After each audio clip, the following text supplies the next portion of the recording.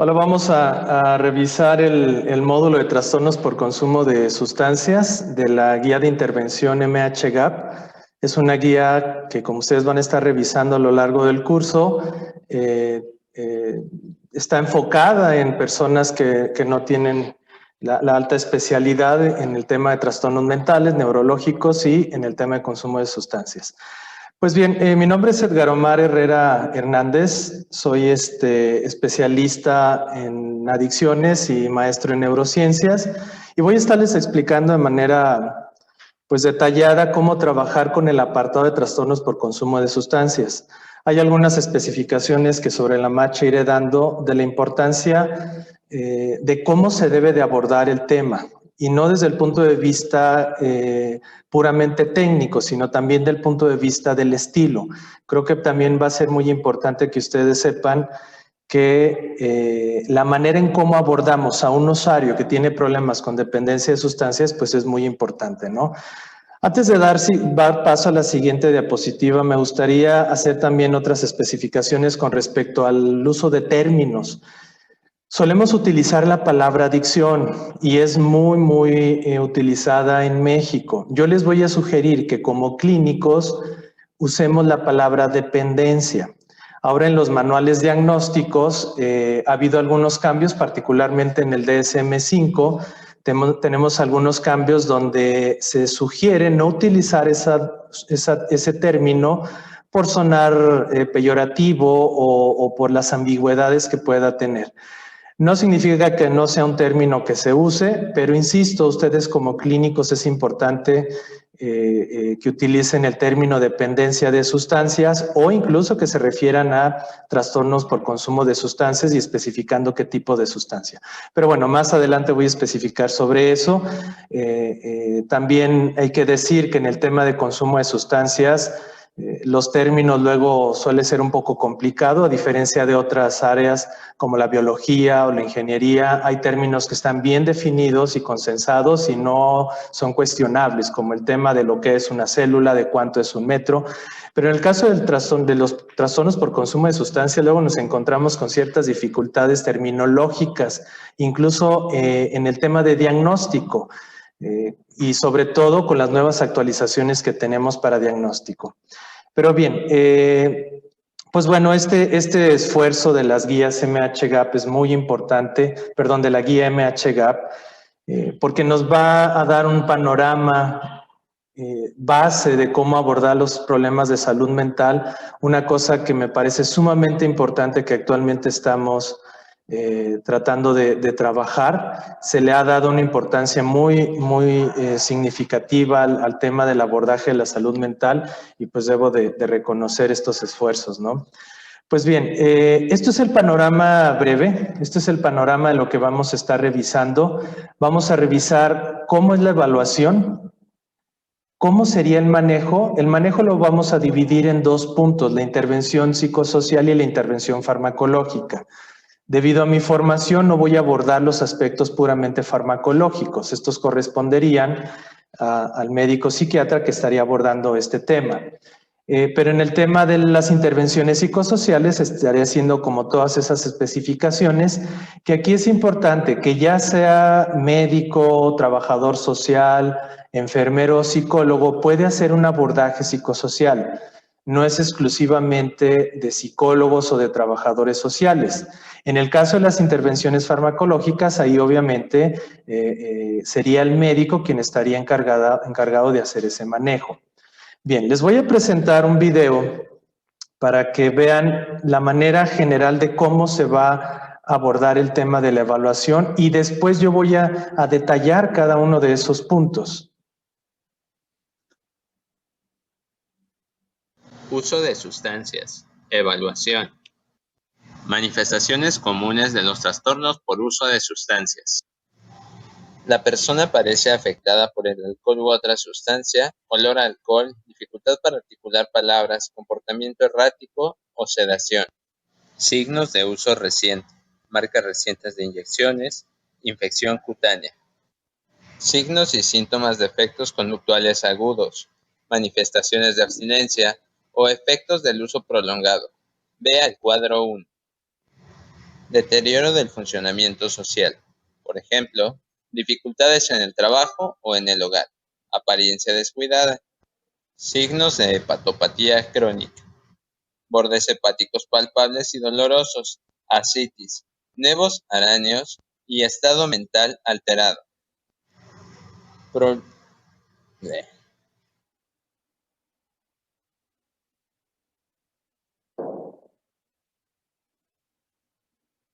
Resultados incidentales.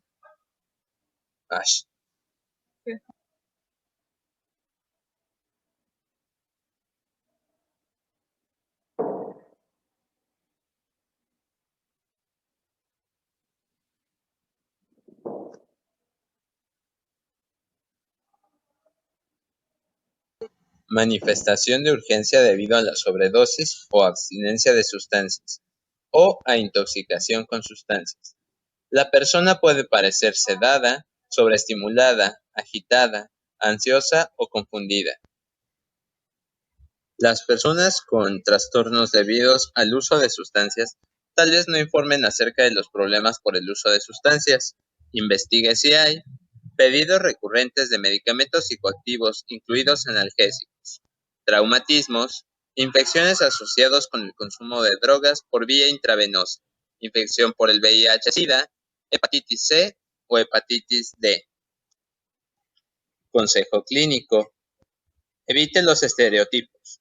A todas las personas que se presentan a los establecimientos de atención de salud se les debe preguntar si consumen tabaco y alcohol. La persona consume sustancias, pregunte acerca del consumo de tabaco, alcohol y medicamentos psicoactivos de prescripción. Según el entorno y la manifestación, considere la posibilidad de preguntar acerca del uso de cannabis y otros consumos de sustancias. Consejo clínico. Al tomar nota de la historia clínica, pregunte: ¿cómo comenzó la persona a consumir sustancias? ¿Cuándo comenzó a consumirlas? ¿Qué estaba sucediendo en su vida en ese momento? ¿Alguien en su familia o su círculo social consume sustancias? ¿Ha tratado de reducir su consumo? ¿Por qué? ¿Qué sucedió? Si la respuesta es no, destaque los beneficios para la salud de no consumir sustancias psicoactivas. Salga del módulo.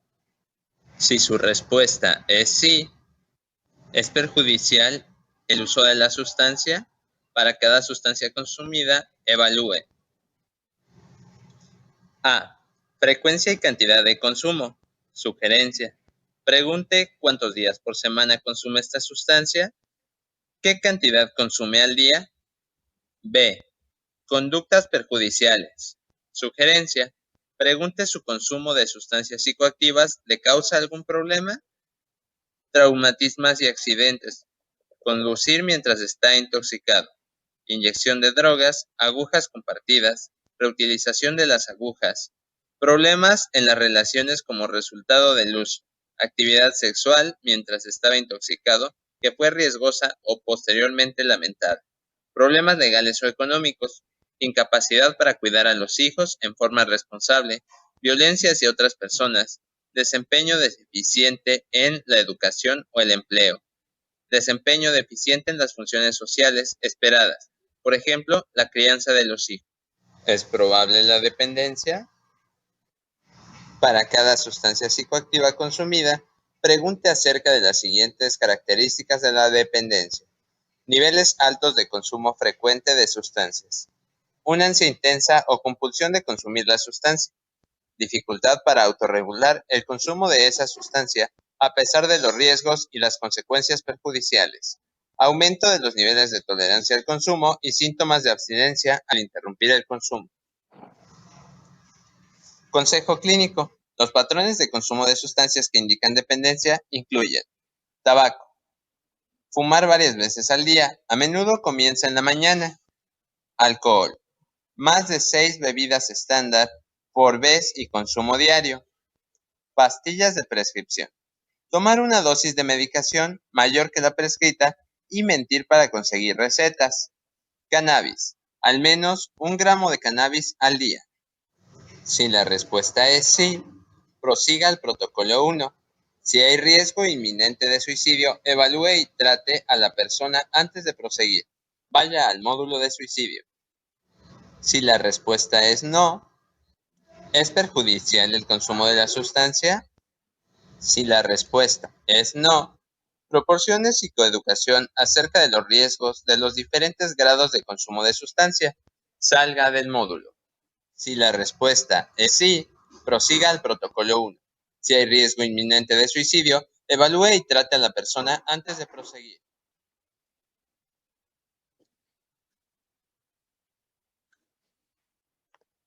Uso de sustancias. Bien, pues en este video mostramos el panorama general de la toma de decisiones en el flujograma que ustedes ven en su manual de la guía MHGAP. Incluso aborda aspectos de la intervención de urgencias.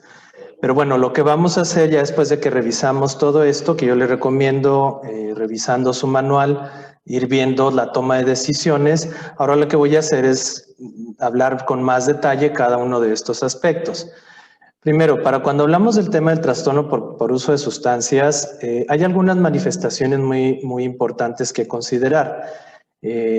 Primero, si hay una afectación, por ejemplo, con la sustancia, normalmente vemos algún tipo de comportamiento errático o algunas conductas que decimos, esto ya no parece ser normal. En el caso del consumo del cigarro, pues es difícil identificar un cambio conductual o básicamente no se llega a presentar, pero puede haber olor. Y además las personas que consumen cigarro pues no suelen ocultar su consumo de cigarro. El uso reciente de drogas también es importante reconocerlo. Las conductas que está presentando, por ejemplo, de abstinencia. Cuando una persona tiene una dependencia por consumo de sustancias y deja de consumir la sustancia o disminuye las dosis que suele consumir, se presentan algunos malestares. Para eso ustedes pasen al cuadro 1. Vamos a revisar de manera muy general qué es lo que contiene el cuadro 1. ¿Sí? El cuadro 1 tiene cuáles pueden ser los efectos conductuales agudos, las características de la abstinencia y algunos otros efectos del uso prolongado. Viene cada una de las sustancias que ustedes pueden explorar. Obviamente hay sustancias que son poco comunes que se usen aquí en México y particularmente en el estado de Durango. Las típicas serían alcohol, tabaco, cannabis, y es muy común, ha habido más del 200% de incremento de personas en centros de tratamiento con el uso de metanfetamina o el conocido como cristal. Eso lo vamos a encontrar en los estimulantes, tanto la cocaína, la metanfetamina, y aquellos estimulantes de tipo anfetamínico, pues bueno, tienen características muy similares, sus mecanismos de acción tienen algunas similitudes que hacen que los efectos sean similares, ¿no? Pero bueno, yo comentaba sobre los aspectos de las características de la abstinencia. ¿Y por qué es importante que lo revisen? Porque cada uno de las sustancias va a tener una manifestación de abstinencia pues distinta. Hay una especie de respuesta opuesta según el tipo de efecto que ocasiona la sustancia. Por poner un ejemplo, el alcohol es un depresor del sistema y cuando hay una abstinencia tiende a tener una respuesta contraria con temblores, espasmos, hay un aumento de la frecuencia cardíaca, de la presión arterial, etc. En el caso, por seguir con el ejemplo de los estimulantes, que en el efecto de abstinencia lo que encontramos es incluso, les decía hace rato, lo opuesto, donde vemos fatiga, aumento del apetito, estado de ánimo deprimido, etc. Entonces, como ustedes pueden ver, dependiendo del efecto, el síndrome de abstinencia que va a presentar tiende a ser el opuesto. Este es un modelo de respuestas opuestas que sucede con el consumo de sustancias. Y bien, vamos a continuar revisando en el tema de la evaluación. Estábamos viendo algunas de las manifestaciones que son importantes que ustedes tomen en cuenta para el abordaje con personas. decíamos que consideren los síndromes de abstinencia. Más adelante vamos a ver un video de un caso para que ustedes tengan alguna idea de cómo puede ser un abordaje en el estilo terapéutico, pero que ahí van a notar cómo muchos de los usuarios suelen ocultar su consumo de sustancias. Y es importante que ustedes como clínicos le pregunten, le hagan la pregunta directa, ¿no? De si está consumiendo. Pero también algunas veces, si se niega, pues es importante conocer estas manifestaciones. También luego que es muy típico encontrar es un deterioro en su funcionamiento social, ¿no? Tiende a haber problemas en el trabajo, en la casa. Una característica del trastorno es justamente que deja de lado muchas de las actividades o responsabilidades que tiene. Síntomas de hepatopatía crónica es muy común, por ejemplo, en casos de consumo de alcohol, encontrar problemas hepáticos, algunos problemas de equilibrio, de caminar, que esto tiene que ver con los efectos agudos de la sustancia, algunos resultados incidentales como anemia macrocítica, recuento plaquetario bajo y algunas otras, ¿no? Manifestaciones de urgencias debidas a sobredosis. Y las personas con trastornos por consumo de sustancia, como decía hace rato, pues suelen no informar que tienen algún consumo. Pero también luego encontramos cuando son dependientes de algún medicamento que tienen pedidos recurrentes del medicamento psicoactivo, incluidos los analgésicos. Hay que investigar si hay traumatismo y hay que investigar también si hay algún tipo de infección asociada al consumo por vía intravenosa. Esto obviamente es típico de consumidores de heroína, que considerando las prevalencias que tenemos en México y en el estado de Durango, pues no encontraremos muchos casos de consumos de heroína. Sin embargo, hay que tenerlos en cuenta. Pues bueno, un consejo clínico que ya se mencionó en el video y que es muy importante, evitemos los estereotipos. Eso es muy, muy, muy importante. Decía hace rato al inicio de este tema que el abordaje en el tema del consumo de sustancias no solo es el aspecto técnico, sino el estilo de cómo vamos a abordar. Entonces, además de que es importante que se le pregunte a todas las personas que son atendidas por el motivo que sean atendidos en sus centros, no importa que sea un motivo de alguna enfermedad médica, pero es muy importante preguntarles. Y es como si fuera parte de la revisión de signos, ¿no? El preguntarles si tiene algún consumo de sustancia. En el caso del consumo de cigarro ya se ha probado que dedicarle 5 minutos, que cuando el clínico le dedica 5 minutos, puede favorecer mucho los abordajes, no solo del tema del consumo, sino los otros padecimientos.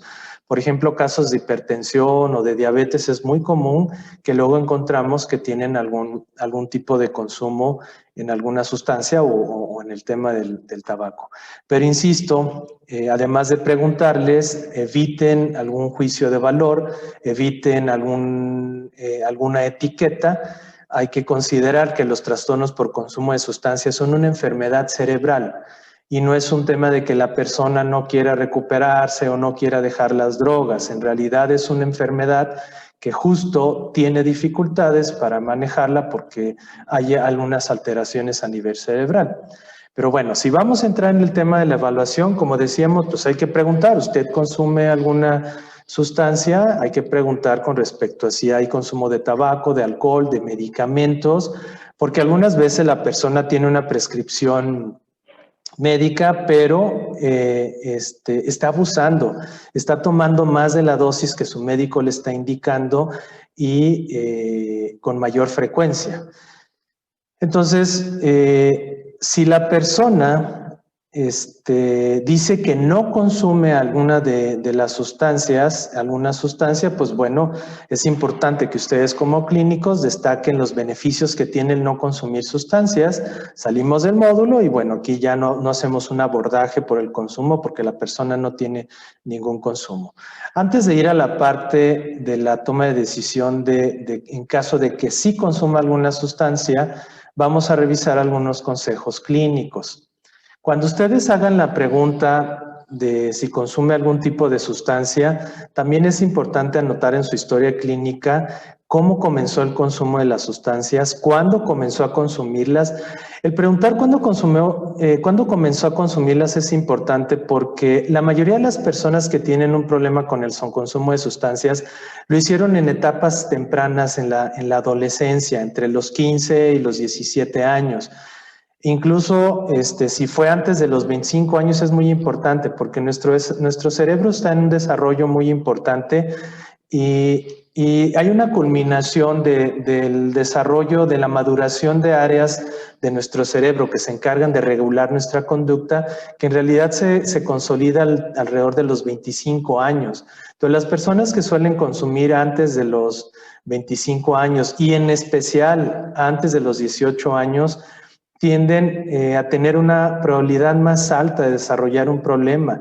Y no solo eso, también puede ser un predictor de cómo va a ser el resultado en el abordaje terapéutico. Normalmente las personas que iniciaron su consumo a temprana edad, que iniciaron, no sé, a los 15 años, por poner un ejemplo, suelen tener pronósticos más desfavorables porque incidió el consumo de la sustancia en un periodo crítico del desarrollo cerebral y además de que habrá que considerar que otros problemas comórbidos pudiera estar alrededor de esto. Entonces sí es muy importante que ustedes pregunten cuándo comenzó a consumirlas.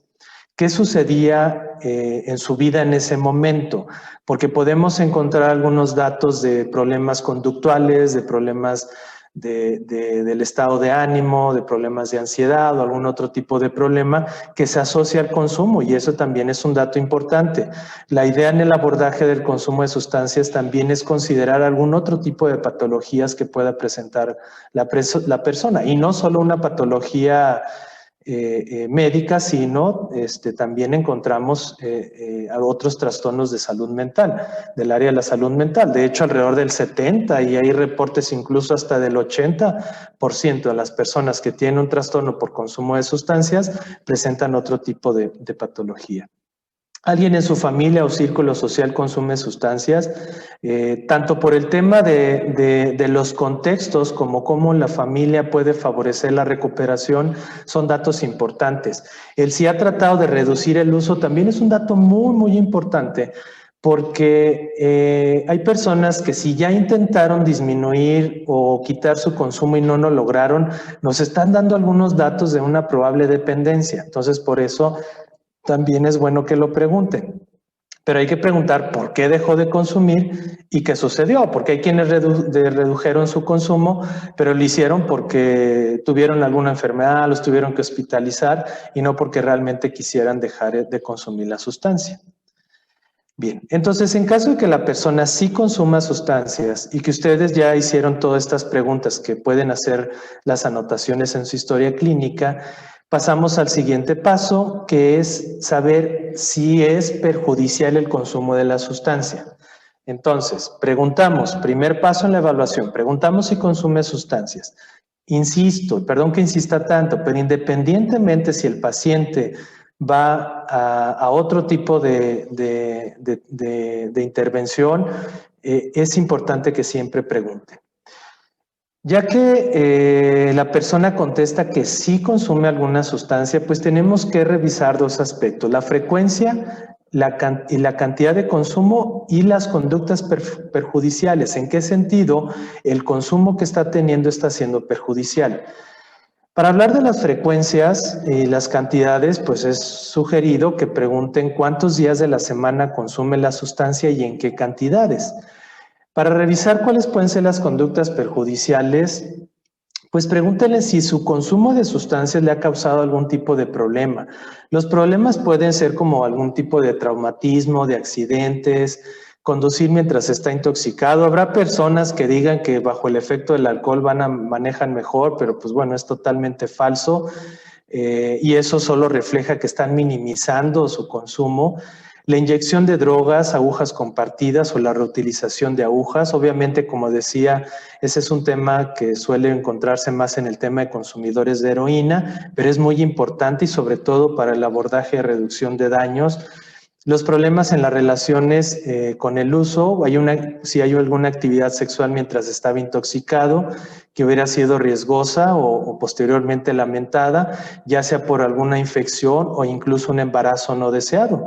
Problemas legales o económicos, la incapacidad de cuidar a los hijos de una forma responsable, la violencia hacia otras personas, no solo física, sino también la violencia verbal, luego las personas con consumo perjudicial o dependencia de sustancias también es común encontrar que tienden a tener problemas con la impulsividad, y si no hay violencia física, pues también puede haber violencia verbal. Obviamente no todos van a presentar esto, pero puede encontrarse. También si hay alguna deficiencia en la educación o en el empleo, que tenga un desempeño deficiente, o en sus funciones sociales, por ejemplo, la misma crianza con los hijos. Recuerde que las respuestas recordar estas respuestas posteriormente va a ayudar mucho. Entonces, ustedes pregunten cuánto consume, cada cuánto lo consume, y pregunten si su consumo le ha traído algún tipo de problemas. Y estas respuestas que les dé, ustedes considérenla. En caso de que la persona diga que no tiene algún problema en el consumo algún problema perjudicial en el consumo de la sustancia, o incluso que diga que sí, pero sabiendo que ya tiene un consumo de sustancia, pasamos entonces a revisar si es un tema de dependencia. Aquí voy a especificar un poco el tema de estos términos. En el caso del consumo perjudicial y en el caso de la dependencia, estamos hablando incluso del diagnóstico, cómo pudiera ser el diagnóstico. Los manuales más actualizados, en el caso del DSM-5, que es el Manual Diagnóstico Estadístico de Enfermedades Mentales de la APA, y la Clasificación Internacional de Enfermedades 11, tienen algunos cambios en el diagnóstico, pero actualmente el uso de la CIE-10, y en el caso de ustedes dentro del sistema de salud, pues sigue siendo utilizado, ¿no? Y ustedes en la CIE-10 van a encontrar un diagnóstico de consumo perjudicial y un diagnóstico de síndrome de dependencia. Entonces, las personas que consumen alguna sustancia y están teniendo problemas con su consumo de sustancias, puede que estén presentando consumo perjudicial o síndrome de dependencia. Cuando hablamos de síndrome de dependencia es lo que solemos referir como adicción.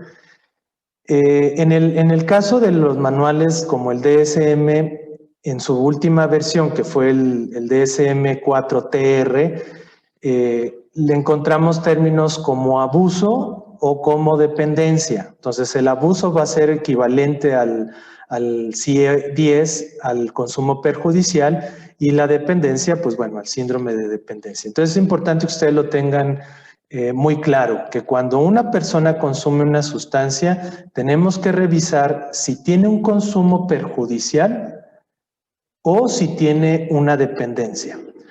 Para hablar de la dependencia y ver si es probable si tiene algún tipo de dependencia, hay que conocer acerca de algunas de las características. Por ejemplo, la existencia de niveles altos de consumo frecuente de las sustancias, una ansia intensa o compulsión de consumir la sustancia. Hay un término que llamamos craving, que se refiere a ese deseo intenso por consumir la sustancia, y es una característica en la persona con dependencia. Cuando una persona deja de consumir, decíamos hace rato, disminuye la cantidad o la dosis que suele consumir, se presenta un síndrome de abstinencia, y el mismo síndrome de abstinencia puede ser un motivo para la recaída. Pero aún pasando el síndrome de abstinencia, se presentan fenómenos como el craving o esta ansia intensa por querer consumir, que también es uno de los principales responsables de las recaídas de las personas con dependencia de sustancias. También hay que explorar que si tiene dificultades para regular su consumo, a pesar de los riesgos o las consecuencias que esto le pueda traer. Por ejemplo, el manejar intoxicado, o hay personas que dicen, ya, bueno, solo me voy a tomar cierta cantidad, y nunca logran controlar, nunca logran regular realmente su consumo. Dicen querer consumir una cantidad y terminan teniendo una compulsión en su consumo. La tolerancia y la abstinencia, este último dato que nosotros estamos viendo aquí, es uno muy importante para poder distinguir si es un síndrome de dependencia o es un consumo perjudicial. Son dos de los criterios fisiológicos importantes para distinguirlo. Una característica de la dependencia es que además de que pueda haber dependencia psicológica, pues también hay una dependencia fisiológica que se puede caracterizar porque la persona necesita consumir mayores cantidades de las que solía consumir para sentir el mismo efecto.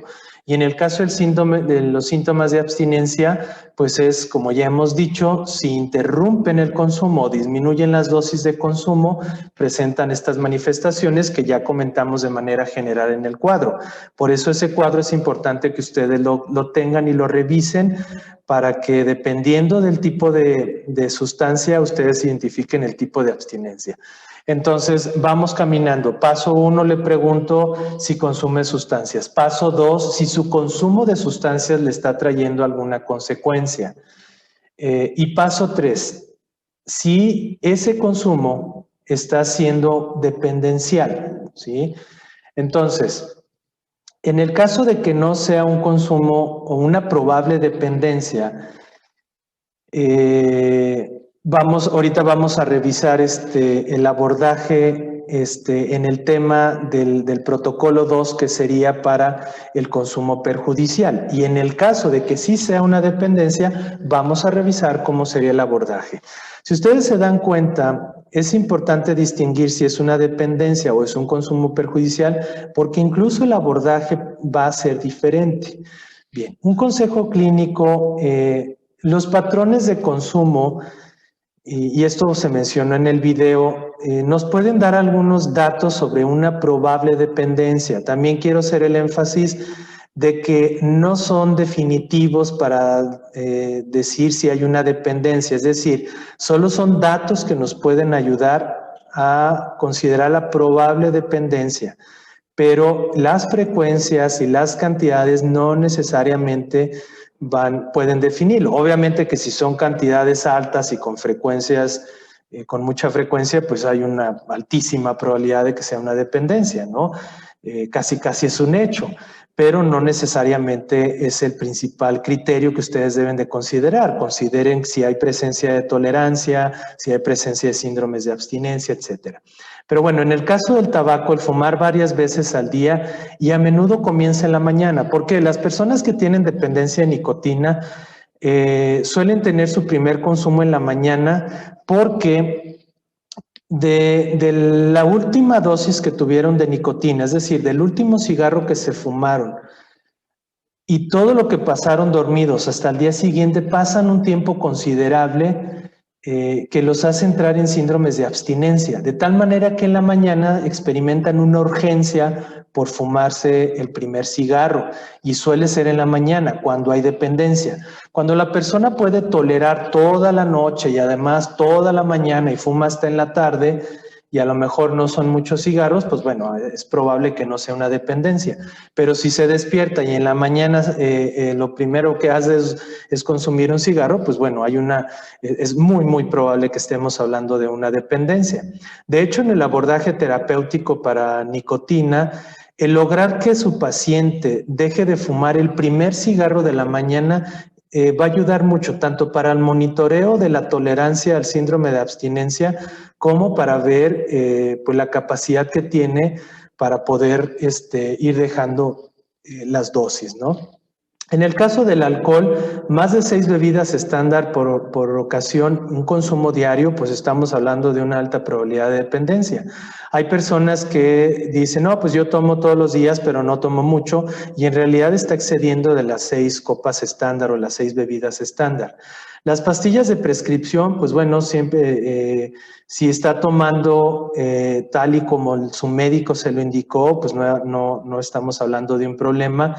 Pero si está tomando mayores cantidades, con mayor frecuencia, y además miente para conseguir las recetas, pues hay que considerar la probabilidad de la dependencia. Y en el caso del cannabis, pues bueno, al menos 1 gramo de cannabis al día. Bien, entonces decíamos, si hay un consumo de dependencia, un consumo dependencial, vamos a pasar al protocolo 2 para el abordaje de la dependencia. Siempre, en el caso incluso de consumidores de sustancias, siempre hay que evaluar la posibilidad de un riesgo inminente de suicidio. Si la persona, además de tener un consumo de sustancias, está presentando un riesgo de suicidio, es importante que ustedes prosigan al módulo de suicidio para que se atienda ese aspecto. Primero hay que preservar la vida de la persona. Entonces, siempre consideren en el abordaje de consumo de sustancias el riesgo inminente de suicidio y entonces aborden el tema del suicidio.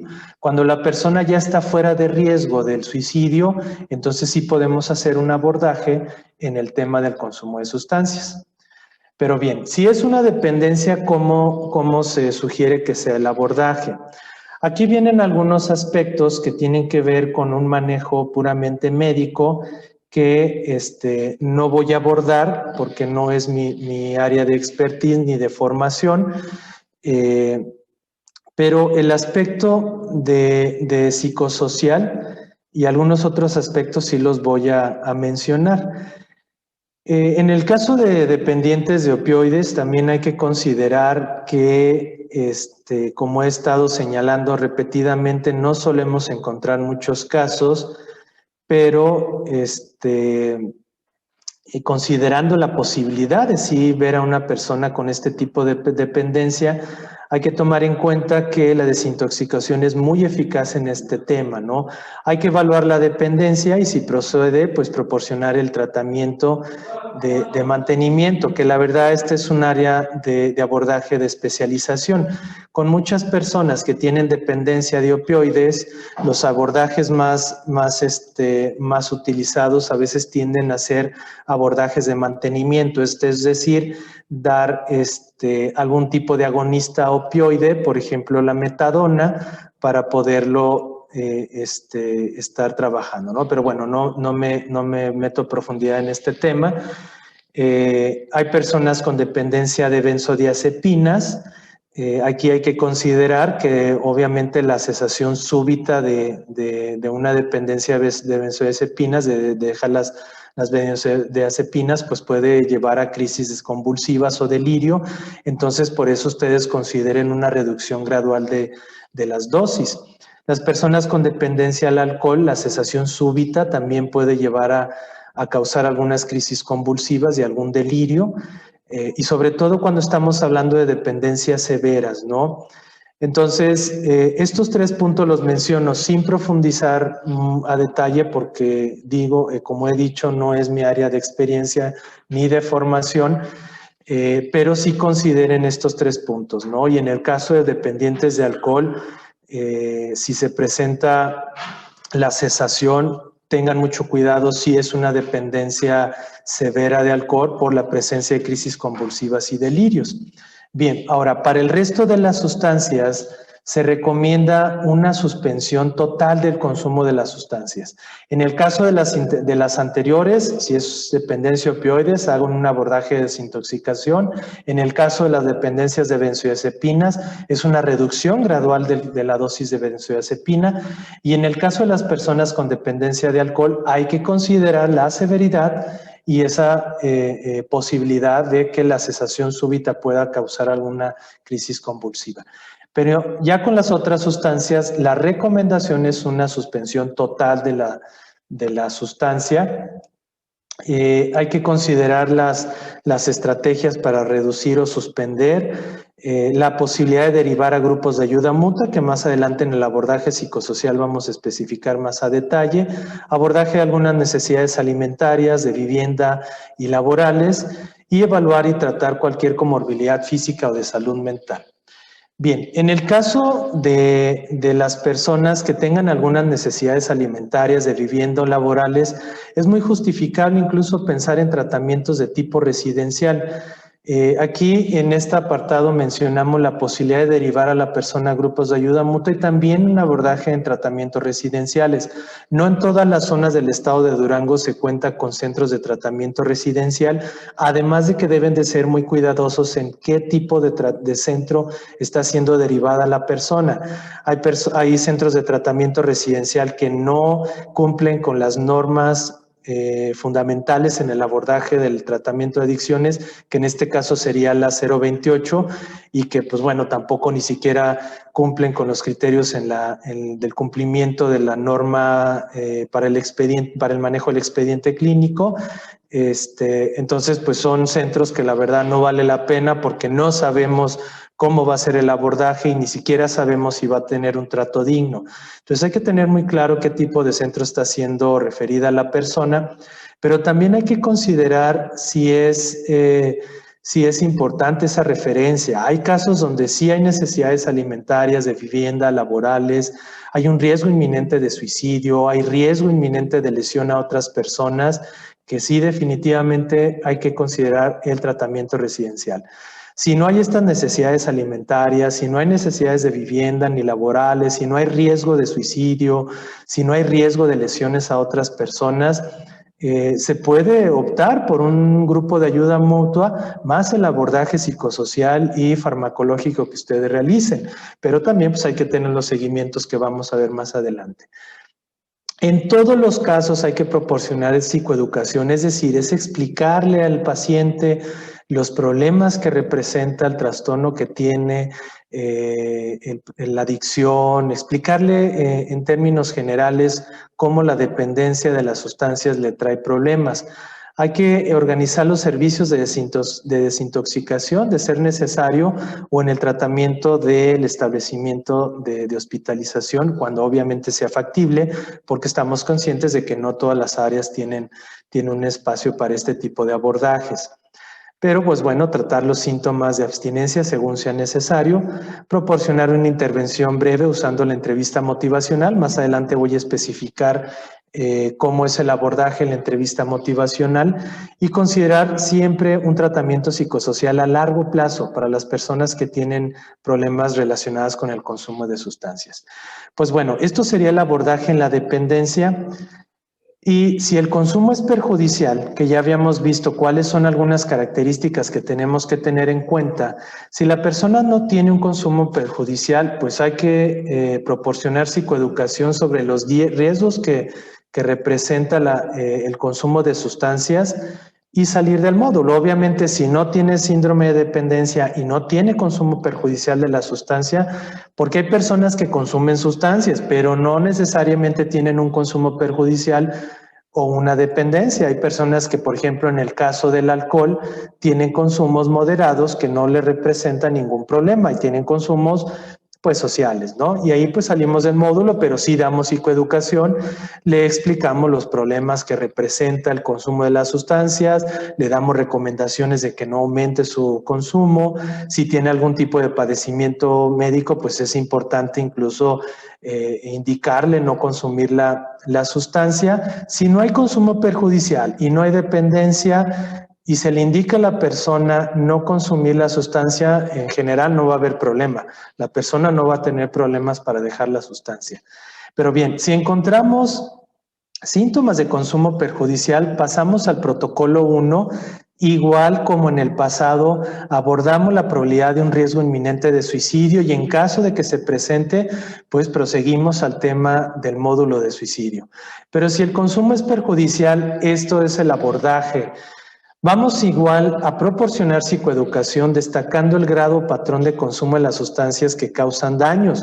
Aquí incluso es importante que ustedes retroalimenten y le digan al paciente, mira, tu consumo de sustancias está siendo perjudicial, te está trayendo problemas en la familia, en el trabajo, en la salud, está afectando a que mejore tu padecimiento, etcétera. Y hay que hablarle de esos daños y esas consecuencias que ocasiona la sustancia.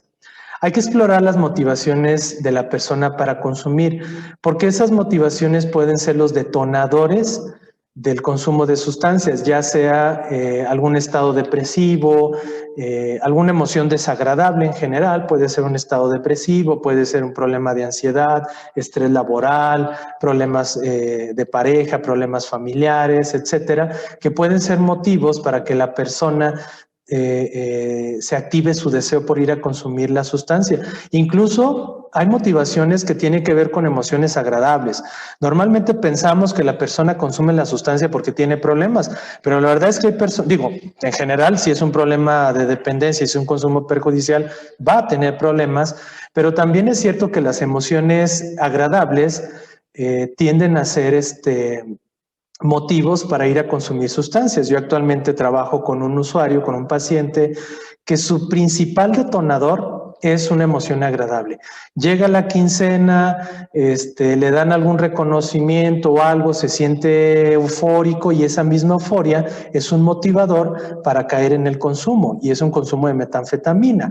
Cae en el consumo y entonces viene un montón de consecuencias con problemas con la familia, se gastó la quincena y entonces ya empezó a tener problemas en las responsabilidades en casa, empieza a tener problemas en el trabajo porque no fue un día o llegó en un estado inconveniente, etcétera, ¿no? Y para también hacer un abordaje considerando el tema de las motivaciones, hay que hacer una intervención psicosocial breve considerando la entrevista motivacional, que más adelante les voy a dar las pautas del abordaje en la entrevista motivacional. ¿Qué es la entrevista motival y a qué nos referimos con la entrevista motivacional? Con un estilo, y por eso es lo que decía hace rato, es un estilo de abordaje terapéutico donde una de las principales características es que buscamos motivar un cambio en el paciente. No utilizamos juicios de valor, no lo etiquetamos. También es importante que en el abordaje motivacional no se trata de que ustedes como clínicos sean los expertos que tienen la razón de todo, no, tampoco hay que mostrarnos ante el paciente como el sabelotodo, perdón por la expresión, sino que una persona que comprende su problema, que no lo está etiquetando, que no está emitiendo algún juicio de valor, que no juzga su consumo y que está buscando la manera de motivarlo a que realice un cambio. El aconsejar el abordar por completo el consumo de la sustancia o consumirla en una cantidad no perjudicial, sí la hay. Por ejemplo, en el caso del consumo de alcohol, si es un consumo perjudicial y se puede tener una cantidad de consumo no perjudicial, pues se puede revisar ese aspecto, expresando la intención de apoyar a la persona para hacer esto. Pregúntele si está preparada para hacer este cambio. Normalmente en el consumo perjudicial se puede, el usuario, y solo en el tema del consumo de alcohol, el usuario puede decidir una meta de disminuir el consumo de sustancias o de la abstinencia. Hay que ser respetuosos en la decisión del paciente. Si el paciente decide disminuir el consumo de sustancias, no hay que tener abordajes moralistas ni de juicio de decirle, no, ¿cómo es posible que tú sigas tomando? Te va a traer daños, etcétera. No hay que emitir este tipo de comentarios. Hay que respetar su decisión, pero también hay que considerar si está logrando su meta, porque si él decide disminuir el consumo de alcohol y no está logrando su meta, entonces sí hay que motivarlo a tomar una decisión de abstinencia del consumo. Obviamente, si no logro la meta de reducción, va a ser muy complicado la abstinencia, pero también hay que considerar los daños, ¿no? Si la persona no está logrando disminuirlo y él está siguiendo con daños, pues hay que definitivamente considerar el abordaje de la abstinencia, sobre todo por el tema de los daños que esto pueda causar. Entonces, vamos a ver más adelante estas estrategias. También hay que considerar la reducción del daño. De hecho, debo decirlo que en las nuevas políticas públicas en torno al abordaje de la salud mental y los trastornos por consumo de sustancias, estamos considerando la reducción del daño en el tema de consumo de sustancias.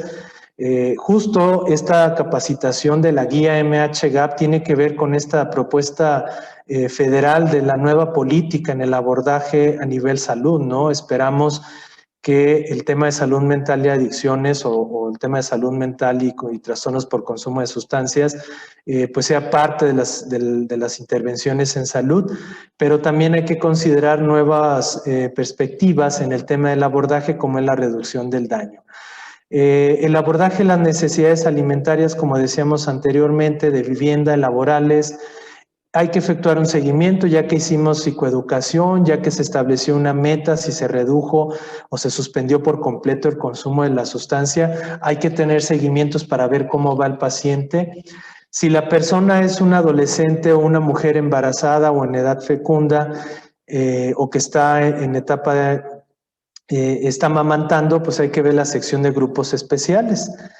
Y bien, bueno, ya que vimos cuáles son los puntos para el abordaje, hay que considerar cómo sería esta intervención psicosocial. Decía al inicio, la intervención psicosocial no es exclusiva de los psicólogos o los trabajadores sociales.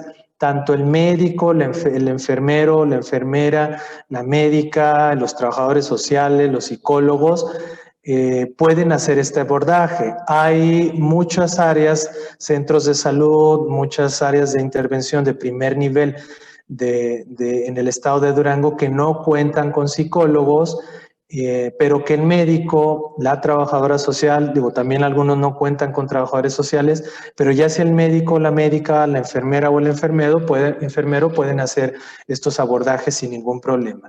¿Cómo sería el abordaje psicosocial? Bueno, pues primero tenemos la psicoeducación. En el caso de la psicoeducación,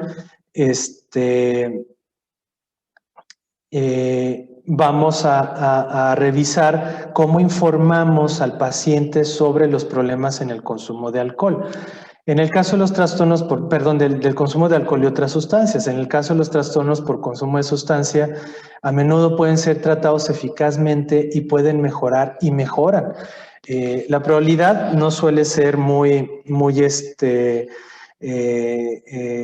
alta a corto plazo. Normalmente encontramos una alta incidencia, una alta tasa de recaídas, pero pueden llegar a mejorar. Y la verdad, según la evidencia científica, es mejor, por supuesto, un abordaje psicoeducativo con su abordaje farmacológico que no intervenir con la persona. Hay que hablar con la persona acerca del consumo de sustancias y las consecuencias que esto puede provocar. Se pueden producir sentimientos de turbación o vergüenza en muchas personas y por eso tienden a negarlo, tienden a omitir ese tema. Entonces siempre usen un enfoque libre de prejuicios cuando la persona habla acerca de su consumo. Si las personas se sienten juzgadas, pueden estar menos abiertas a hablar con ustedes. Hay que tratar de no expresar sorpresa ante la respuesta. Luego hay pacientes que dicen, no, pues sí, sabe que estoy consumiendo cristal o estoy fumando marihuana tal tiempo y resulta que la familia no sabe, la persona siente vergüenza, se siente juzgada y si ustedes tienen una expresión de sorpresa de que, híjole, oiga, yo de usted no me esperaba que consumiera drogas, etcétera, lo único que vamos a hacer es limitar o anular la posibilidad de tener un abordaje. Entonces hay que mostrarnos comprensivos, hay que no juzgar a la persona. Hay que comunicarle de manera confiable que es posible detener o reducir el consumo que está teniendo. La persona tiene mayores probabilidades de éxito en reducir o suspender el uso de la sustancia, teniendo una decisión firme de hacerlo, ¿no? Bien. En el caso de la entrevista motivacional que comentaba hace rato, se sugiere hacer una intervención breve. La entrevista motivacional suele ser una intervención breve de alrededor hasta de 3 sesiones que han mostrado, que la evidencia empírica nos ha mostrado que tiene un impacto muy importante, incluso desde el nivel de primer nivel de atención. Las intervenciones breves, cuando se usa esta entrevista motivacional, constituyen un método muy, muy importante para el abordaje y perdón que hayamos hecho tanto énfasis en no tener prejuicios, pero es de verdad muy importante. Por eso al inicio decía, esto no solo es un tema de técnica, sino es un tema de estilo, cómo abordo al paciente. debe de sentir que el profesional está allí para apoyarlo y no para criticarlo. La persona debe de sentir esa confianza de platicarle y de que su clínico, su médico, su enfermera, su psicólogo, trabajador social, tiene toda la disposición y está ahí para ayudar a la persona. Si la persona no puede comprometerse a terminar su patrón perjudicial de consumo en ese momento, analicen por qué sucede esto en lugar de estar forzando a la persona a decir lo que piensa que se espera que diga. No esperemos que el paciente diga lo que nosotros esperemos. Hay que escuchar qué tiene que decir y hay que entender lo que nos está diciendo. Vamos a ver un ejemplo de un video para reconocer cómo puede ser una intervención no adecuada por parte de un clínico. Y ahorita terminando el video lo analizamos.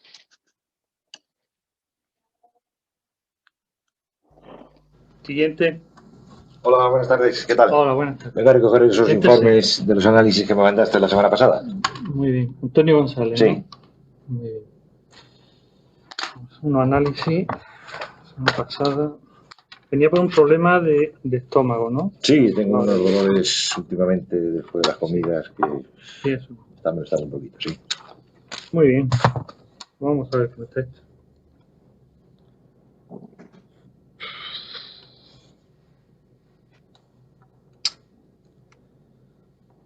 Pues los resultados de los análisis son claros. Entre lo que tiene de estómago, por sus antecedentes previos de aquí, y lo que no ha salido, realmente hoy tiene un problema de alcoholismo. ¿Problema de alcoholismo?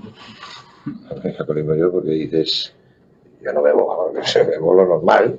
Mire Todo el usted, mundo, yo soy un alcohólico. yo no sé si usted bebe mucho o bebe poco y lo que para usted es normal, pero yo lo que le puedo decir es que con esta analítica, con esta exploración y con este cuadro clínico, esto apunta a que usted abusa de la bebida claramente, ¿no? Una opinión tuya, pero yo estoy bebiendo desde hace 30 años lo normal Perdone usted, y los dolores son de hace un par de meses. perdone usted, pero no es una opinión mía. Esto está en todos los libros de medicina. Una analítica que tiene una gamma GT de 325. Y usted, o sea, cuando está aquí, que es normal, hasta 50. Sí, pero hace 30 años ya que tendría yo que tener esos resultados. Yo no sé lo que tiene usted hace 30 años. Lo que yo le digo que ahora, con el cuadro clínico que tiene ahora, con la exploración que le hicimos la semana pasada, con los síntomas que tiene y esta analítica, su problema es un serio problema de bebida, ¿no? Una opinión tuya, pero vamos, yo no puedo estar de acuerdo porque son los dolores de estómago, que no tengo por qué pensar que tienen que ver. Le insisto que no es opinión mía, son de todos los médicos, es de la medicina, y realmente, hombre, aquí he estudiado medicina y lo que le estoy diciendo es lo que hay. Así que está en sus manos, ¿eh? O deja de beber, o tampoco tiene mucho sentido que vuelva a la consulta. Si le hago el diagnóstico, bueno, sabes lo que te digo, le hago el que diagnóstico y me dice yo que vendré a consulta porque yo soy el enfermo cuantas veces sea necesario y me dé la gana. Bueno, pues ya lo veremos también. Siguiente. Ustedes notaron en el abordaje con este clínico, el paciente genera una resistencia y decide irse. Inicialmente el paciente va por un problema médico y ya con las analíticas, la historia clínica y todo el abordaje que hizo el médico, pues se encuentra que tiene algunos problemas, ¿no? Luego en el caso de consumidores de alcohol encontramos problemas hepáticos. Y aquí la importancia, decía yo, del abordaje en términos del estilo en cómo van a intervenir es muy importante porque además disminuiríamos las resistencias que pueda tener el paciente frente a reconocer su problema. Aquí, en este primer ejemplo que yo les mostré, el clínico no favorece mucho el abordaje. Si ustedes consideran que es un tema del paciente, que pues bueno, si no se quiere cuidar, pues es su problema, etcétera, la verdad es que no es adecuado. Ustedes como clínicos es importante que tengan en mente, que sean conscientes de que cuando hablamos de dependencia de sustancias o de un consumo perjudicial, estamos hablando de un problema, de un trastorno. No es que la persona no quiera recuperarse, es que tiene dificultades para recuperarse y tiende a mentir porque puede experimentar vergüenza, no quiere dar a conocer su problema, etcétera. Entonces hay que tener un abordaje más de mostrar un contexto de confianza, de no etiquetarlo, de no ser tan rígidos con los resultados clínicos, de decirle, mire, está usted muy mal y o se cuida o se va a poner peor, o no hay que tener esa postura rígida, ni de juicios, ni de etiquetas. Y por eso es que sugerimos un abordaje que llamamos motivacional. Vamos a profundizar más en este tema. Primero, para poder entrar en estos abordajes, hay que proporcionar retroalimentación personalizada acerca de los riesgos asociados con el patrón de consumo. Tengan en cuenta si se trata de un consumo perjudicial o se trata de una dependencia y los daños que estos puedan generar a la persona. Aliente al paciente a asumir la responsabilidad de sus elecciones. También en el mismo abordaje motivacional es importante que se le dé al paciente la oportunidad de asumir su responsabilidad de las elecciones que va a tomar. Haga esto y preguntándole cuán preocupado está por él mismo acerca de su consumo. Bien, hay que preguntar a la persona las razones que tiene por estar consumiendo la sustancia, incluso como una respuesta a otros problemas. Decíamos que hay una alta probabilidad de encontrarnos con otro tipo de problemas de salud mental. Hay algunas situaciones estresantes específicas que pueden llevar a que la persona se active su deseo por consumir y entonces vengan las recaídas, ¿no? Hay que conocer todos estos aspectos. Bien, al conocer sobre la percepción de consecuencias que tiene la persona, también nos da un dato de qué tan dispuesto está a cambiar su consumo. Hay procesos de cambio. Inicialmente hay un proceso que llamamos de negación, que desde el punto de vista técnico se refiere a una etapa de precontemplación donde la persona no está contemplando cambiar.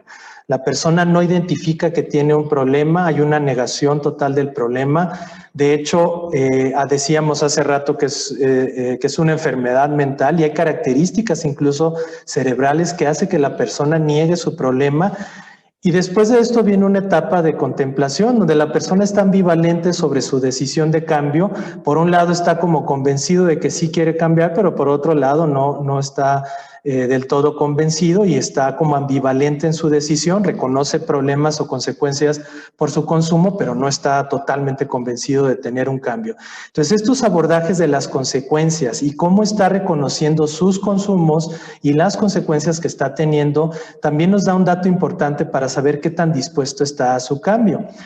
El hecho de que él reconozca las consecuencias y que ustedes como clínicos puedan explorar la conciencia que tiene de sus consecuencias también ayuda en un proceso que llamamos de relieve dramático.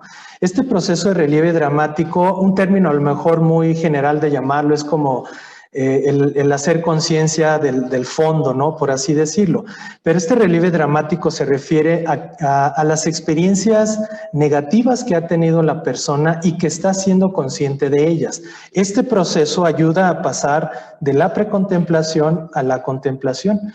Y bueno, también consideren la exageración que pueda tener de los beneficios o que subestime los riesgos o los daños que está teniendo. Hay quienes tienden a exagerar que su consumo de sustancias le trae algunos beneficios. Pregunten acerca de las metas personales, si su consumo le está ayudando o le está impidiendo alcanzar esas metas. Este es otro proceso que nos ayuda a seguirlo acompañando en ese cambio o en esa disposición que pueda tener al cambio.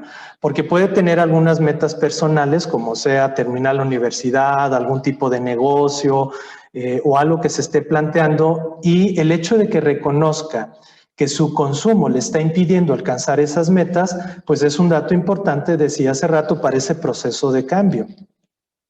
Hay que examinar las afirmaciones acerca del consumo de sustancias, las causas que tiene la persona para el consumo, las consecuencias, las metas personales que está teniendo, con el objetivo de que podamos investigar las incongruencias incluso evidentes que puede haber entre su consumo de sustancias y las metas que se está planteando.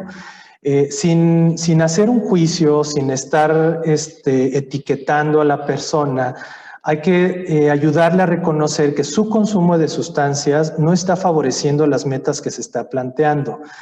Hay que abordar las opciones que tiene para el cambio basándonos en las elecciones de metas realistas.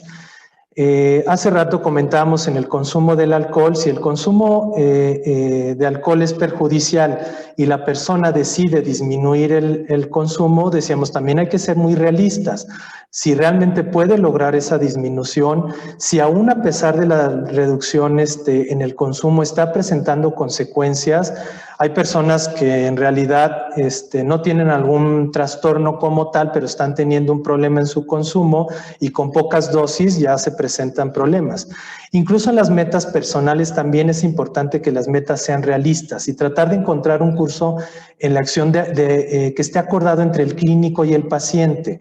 En el ejemplo más típico que ponía en el consumo del alcohol, respetar la decisión de la meta del paciente, pero también ayudarlo a que seamos realistas en sus posibilidades. Luego hay pacientes que tienen dependencia de la sustancia y dicen, oye, pues yo lo que quiero es dejar el consumo de cristal, pero la marihuana la quiero seguir consumiendo, ¿no? Hay que realmente abordar las consecuencias que está teniendo con una y otra sustancia, las metas que sean totalmente realistas y entre los dos, sin el ánimo de imponerle una decisión, acordar cuál puede ser su meta clínica, ¿no? En el caso del consumo de sustancias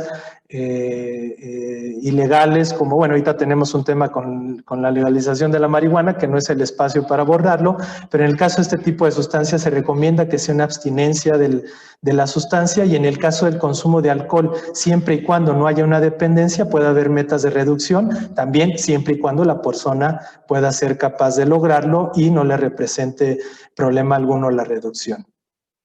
Hay que apoyar a la persona a realizar estos cambios comunicándole confianza. Los cambios positivos en su vida hay que darlos a conocer, qué cambios positivos puede tener, hay que darle información sobre los pasos a seguir, proporcionarle los materiales que pueda llevar a casa, información sobre los daños, las consecuencias, etcétera.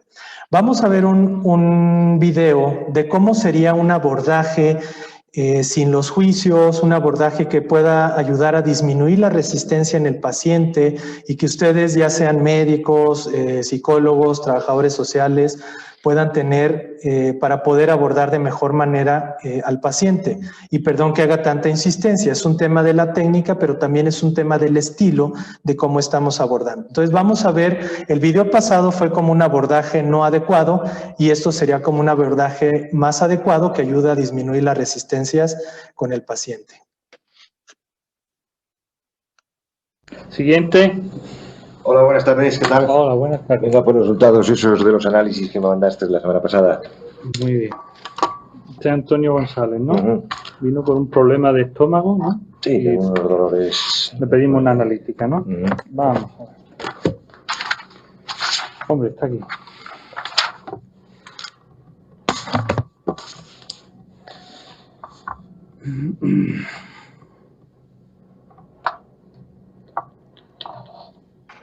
Vamos a ver. Bueno, aquí hay una serie de datos en la analítica y con los problemas que presentaba, que necesitaría tener un poquito más de información, ¿sabes?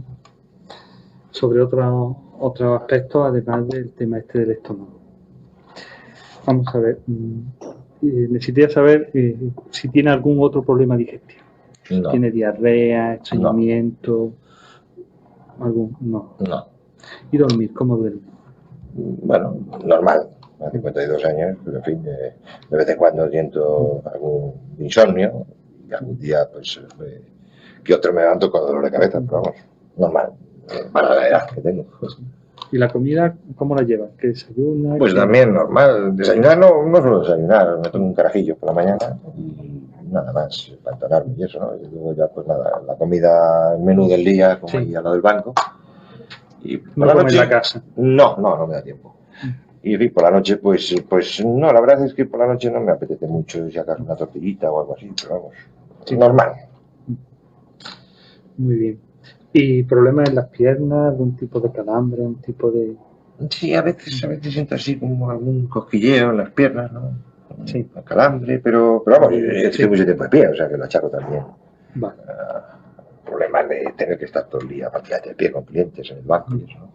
Muy bien, pues vamos a ver. Pues como... Y ¿Está tomando algún tipo de medicamento? No. ¿Algo para el reuma o alguna No, cosa? no.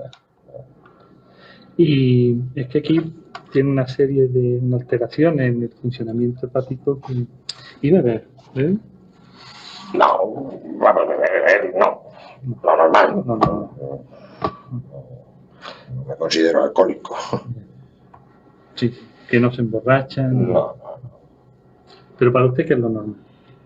Pues hombre, lo normal, pues, a ver, ya le digo, estoy por la mañana con el carajillo, que es una costumbre que tengo desde hace mucho tiempo. Luego a mediodía me tomo pues 2 o 3 cervezas, en fin, clientes o algún país. 2 o 3 nada más, y algunos días que llega a tomar más por... No, 2 o 3. Y luego, pues bueno, para la comida, en fin, si hay, pues con vino, el menú, ¿no? Y, bueno, ¿Un última hora. vasito de vino o no? ¿Toman Bueno, no, la botella, sí. La botella, ¿no? La botella para acompañar. Y por la tarde, última hora, cuando llego a casa, pues hombre, si me apetece, en fin, ya tarde, llego a las 8:30, a las 9, en fin, un rato la tele, pues un quito, a veces 2. Ya digo, no me considero mucho, ¿no? Sí. Pues realmente con los análisis que tenemos, con las molestias que está teniendo de estómago y bueno, lo que está bebiendo, realmente todo esto apunta a que puede tener un problema con la bebida, ¿sabes? Que le está afectando al funcionamiento del hígado. Yo no creo que tenga un problema con la bebida, ya le digo. Porque además, de hecho, está pues desde hace 30 años esas cantidades y esas tomas que le digo, y los dolores de estómago vienen de hace un par de meses. Yo entiendo que le resulta chocante decir, bueno, si llevo todos estos años bebiendo y ahora de pronto que esto tenga que ser de la bebida es chocante, ¿no? Pero realmente los datos de la analítica, la exploración que tiene, su sintomatología, apuntan mucho a este tema. Entonces, la verdad es que tendríamos que hacer algo. En su casa, ¿qué es lo que hace normalmente? Pues ya le digo, ese whisky a tomar a la tarde, no más. Ya. Pero solo son 2. No más. De todas formas, yo por lo que veo es que tendríamos que empezar a disminuir la ingesta de alcohol para que pudiera mejorar sus síntomas de estómago. De todas formas, yo le voy a poner un tratamiento para que le alivie un poquito los síntomas digestivos, pero necesito también que corte la bebida, porque... ¿Que corte, quiere decir, radicalmente? Sí, yo entiendo que se siente molesto y se siente agobiado porque esto es difícil, ¿no? Llevar 30 años así y de pronto... Yo no creo que tenga mucha relación, pero en fin, usted es el médico, usted entiende, pero tengo mis dudas. Ya. De todas formas, vamos a probar este tratamiento y vemos dentro de una semana cómo se encuentra, si corta el alcohol y dentro de un mes le repetimos la analítica. ¿Pero cortar radicalmente? Lo mejor sería recortar radicalmente. ¿Usted qué cree que puede hacer? Tal vez el whisky los 2 whiskies de por la tarde, bueno. Podría cortarlo. El resto es que estoy, ya le digo, casi obligado por el trabajo al mediodía, en fin. Sí, pero bueno, yo por la mañana pues ya es una costumbre, en fin, desde hace 30 años, ¿no? Que lo vengo haciendo. Hombre, realmente aquí también es que nos preocupa su situación física. Tiene una serie de molestias, ese dolor de cabeza por las mañanas, esas molestias de estómago, que todo esto nos apunta a lo que está pasando. Entonces, vamos a hacer nuestro tratamiento de prueba, usted corta la bebida. Realmente, si, como usted dice, que puede cortar los de por la tarde y la noche, y si puede alguno disminuir de por la mañana, yo le pongo el tratamiento y probamos. ¿Está de acuerdo? Usted manda. Si usted es una persona que tiene capacidad de resolver problemas, pues este es uno de los que podríamos tirar adelante, ¿no? Bueno. Entonces le hago la receta. Estos comprimidos se toman un comprimido cada 12 horas, ¿eh? Uno por la mañana y otro por la noche. Mejora mucho dependiendo de la cantidad de alcohol que tome. Cuanto menos tome, mejor se va a encontrar de estómago, ¿sabes? Dentro de una semana lo vemos y luego lo repetimos la analítica. ¿Vale? Muy bien. Muy bien. Gracias, doctor. Nada. Adiós, buenas tardes. Adiós. Siguiente. Bien, como ustedes revisaron en este abordaje, es muy común que lleguemos a encontrar pacientes que van por algún otro tipo de padecimiento y niegan su problema. Después en el abordaje encontramos que hay problemas en su consumo y tiende a mostrar resistencia. Pero como hemos dicho repetidamente a lo largo de este módulo, no hay que mostrar una postura con juicios, hay que darle confianza. Hay muchos profesionales de la salud que son excelentes en la comunicación social y la verdad dan mucha confianza y los pacientes les platican y les dicen, y bueno, pues ellos tienen esa posibilidad de hacer con mayor flexibilidad el abordaje. Sin embargo, a algunos otros les suele costar o se van estrictamente a los aspectos médicos sin considerar este otro apartado y su postura a veces rígida pues da a resistencias con el paciente. Entonces, de verdad es muy importante, como ustedes notaron en el abordaje clínico de este último video, también el clínico, el médico se va al tema de sus conductas, está preguntándole, no lo está juzgando, no lo está etiquetando y eso le ayuda a disminuir las resistencias. Algunas preguntas de ejemplo que ustedes pueden hacer, insisto, sin prejuicios, indagar en qué piensa la persona de su propio consumo, son las siguientes. Por ejemplo, para las razones de consumo de sustancia, ¿alguna vez ha pensado por qué consume X sustancia, marihuana, alcohol, etcétera? En lugar de estar haciendo alguna pregunta que lleve, porque es una trampa luego en el abordaje, hacer una pregunta que deje solo respuestas cortas o breves, como, oiga, de seguro usted consume porque tiene problemas en casa, ¿verdad? Sí, no, no sé, no, la verdad es que hay que hacer preguntas que den preguntas abiertas que den las respuestas más específicas. ¿Alguna vez ha pensado por qué consume? En el caso de percibir los beneficios de la sustancia, ¿qué le hace la sustancia a usted? ¿Le causa algún problema? Y sin caer en el juicio de decirle, oiga, no, es que si usted consume, pues sí, pues le va a hacer daño, es un problema, no debería estar consumiendo. No, más bien preguntarle, oiga, ¿qué le hace la sustancia a usted? ¿Le causa algún problema? En el caso de percibir los daños, por ejemplo, pueden hacer la pregunta, ¿como el consumo de tal sustancia le ha causado algún daño? ¿Puede ver que le causará algún daño en el futuro? Y lo que es más importante para la persona, ¿qué es más importante para usted en su vida? Y hace rato hablamos de las metas. Bien, para el caso de la reducción y la suspensión del consumo, los pasos son reducir o terminar el consumo de todas las sustancias.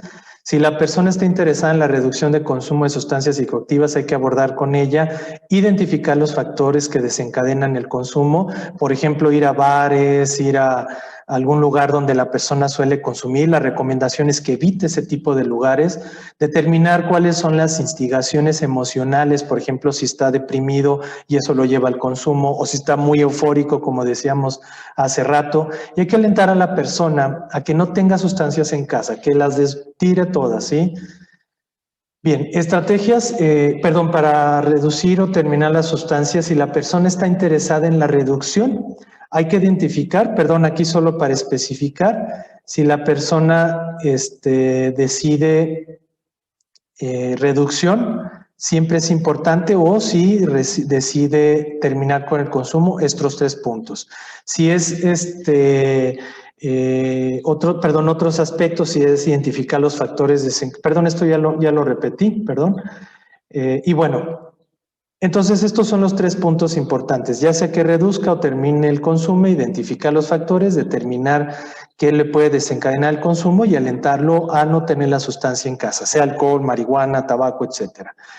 En el caso de grupos de ayuda mutua es muy importante. Hay muchos municipios, muchas áreas que no cuentan con centros de tratamiento, que no cuentan con algunos con especialistas en esta área, pero si ustedes hacen un buen abordaje y además lo acompañan con grupos de ayuda mutua como AA, podemos obtener buenos resultados.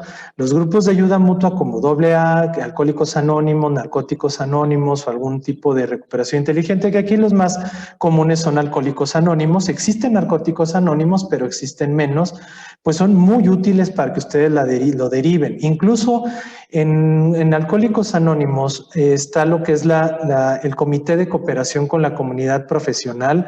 Ustedes incluso o algún trabajador social de su área puede preguntar sobre algún enlace con el CCCP o el Comité de Cooperación con la Comunidad Profesional, porque ellos los pueden ayudar en un sistema de referencia. Incluso tienen algunos hojas de referencia donde ustedes anotan los datos, obviamente con el consentimiento del paciente, se los dan al CCCP y el CCCP se encarga de contactar a la persona para invitarla a un grupo, para conocer cómo funciona y cómo trabajaría y darle una sesión de introducción o de inducción al modelo. Hay que darles información sobre dónde pueden encontrar un grupo y que la persona acuda al grupo. Para el caso de los cuidadores también es importante que siempre aborden a la familia, que no se quede ahí. Hay que apoyar a la familia, a los cuidadores, analice con la familia o los cuidadores las repercusiones que tiene este consumo en la familia, en los niños, etcétera. Den información acerca del problema, porque luego la familia está enojada y trae pleito ahí y tiene emociones negativas de enojo, de depresión, de ansiedad, etcétera.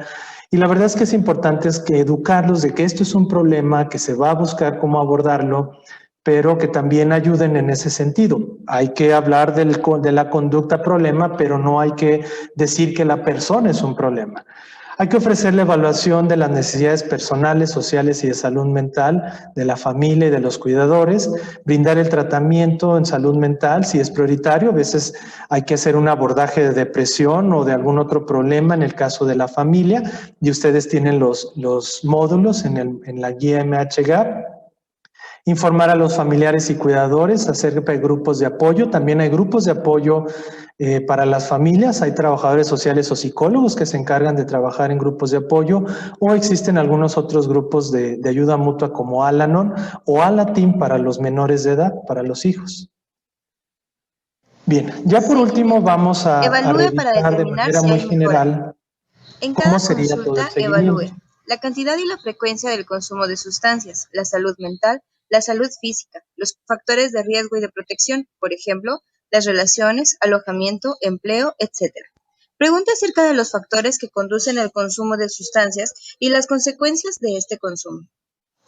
Recomendaciones sobre la frecuencia de contacto.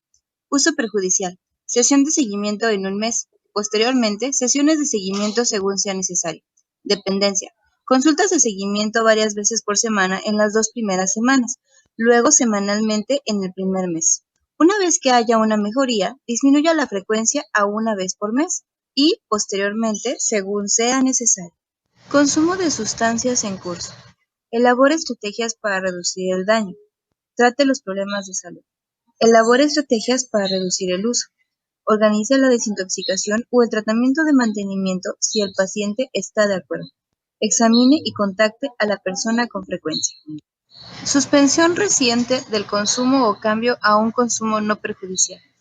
Considera realizar pruebas de orina para confirmar la abstinencia. Proporcione retroalimentación positiva para promover el mantenimiento del uso no perjudicial o la abstinencia. Trate otros problemas médicos.